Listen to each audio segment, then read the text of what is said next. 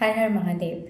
हम लोग पढ़ रहे हैं प्राचीन भारतीय इतिहास को जानने के स्रोत, जिसमें हम पढ़ रहे हैं स्मारक। जी हाँ, हमने कल स्मारक के रूप में 3 शैलियों का वर्णन किया। 3 शैलियाँ कौन कौन सी हैं?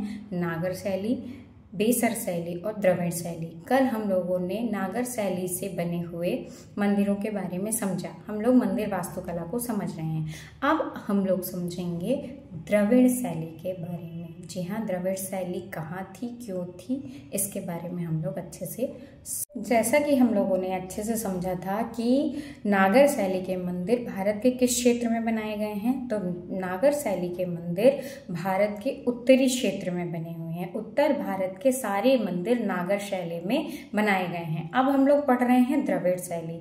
तो द्रविड़ कल हमने बताया था, दा शब्द दोनों में आता है। द्रविड़ शैली के मंदिर दक्षिण भारत में बहुतायत में बनाए गए थे।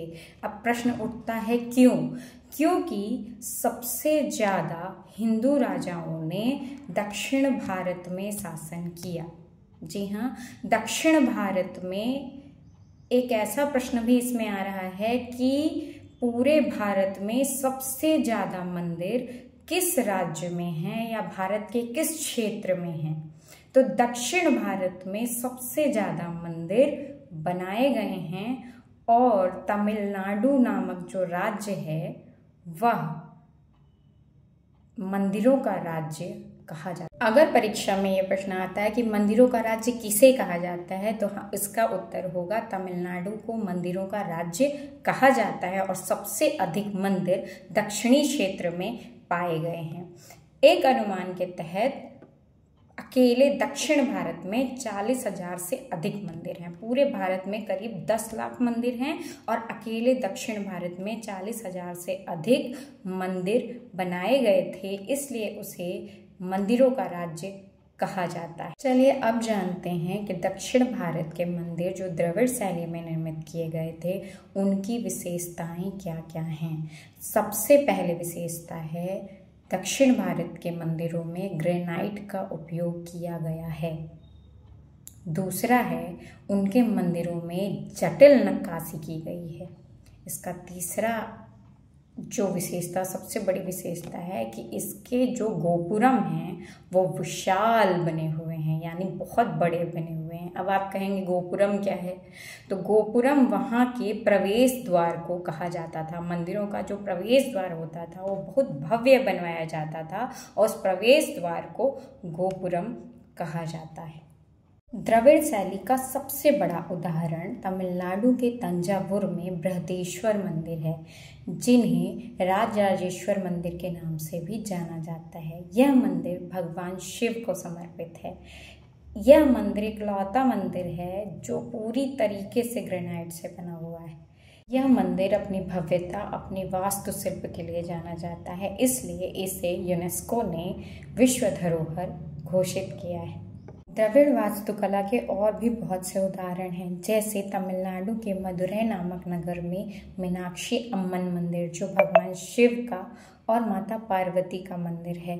यह भी अपनी भव्यता के लिए जाना जाता है। अब जानते हैं द्रविड़ शैली में निर्मित दक्षिण भारतीय मंदिरों की विशेषताएं। सबसे पहली विशेषता ये है कि द्रविड़ मंदिर, जो द्रविड़ शैली में निर्मित मंदिर हैं, वह चौकोर और आयताकार होते थे और उनके केंद्र में गर्भगृह स्थापित होता था। गर्भगृह हमने आपको पहले भी बताया था, वह मंदिर का सबसे पवित्र हिस्सा जिसमें भगवान की छवि या भगवान की प्रतिमा रखी जाती है, वह हमेशा केंद्र में होता था।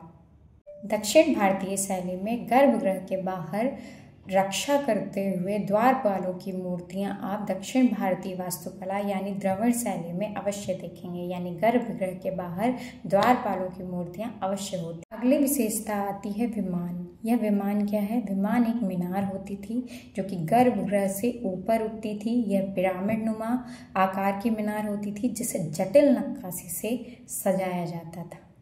विमान को मेरु पर्वत का प्रतीक माना जाता है।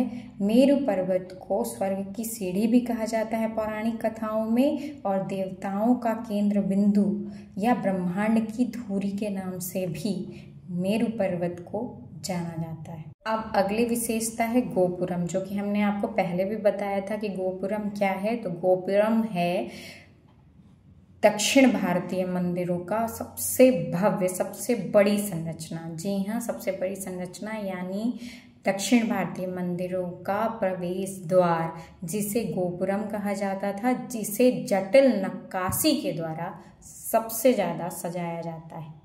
अगली विशेषता है कई स्तंभों वाला हॉल। जी हाँ, मंदिर प्रांगण में कई स्तंभों वाला हॉल है, जो कि द्रविड़ वास्तुकला का उत्कृष्ट उदाहरण है। क्यों?